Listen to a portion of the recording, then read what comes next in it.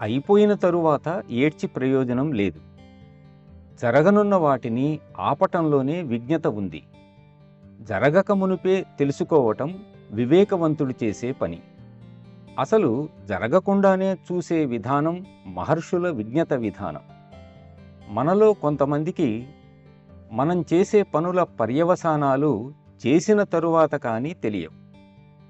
చేస్తున్నప్పుడే కొంతమందికి ఈ పని ఫలానా ఫలానా విధంగా పరిణమిస్తుందని తెలుస్తుంది.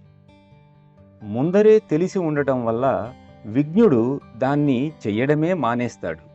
కాబట్టి అది కూడా క్రమశిక్షణే. క్రమశిక్షణ అనేది ఆత్మనియంత్రణలో ప్రకటితమవుతుంది. అంటే అది కర్మను చేయకపోవటంలో నియంత్రణ అన్నమాట. అది ఏ పనైనా సరే.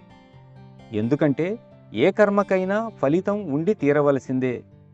కర్మ తరువాత ఫలితం రావలసిందే. అసలు ఆలోచనను కూడా రానీయకండి.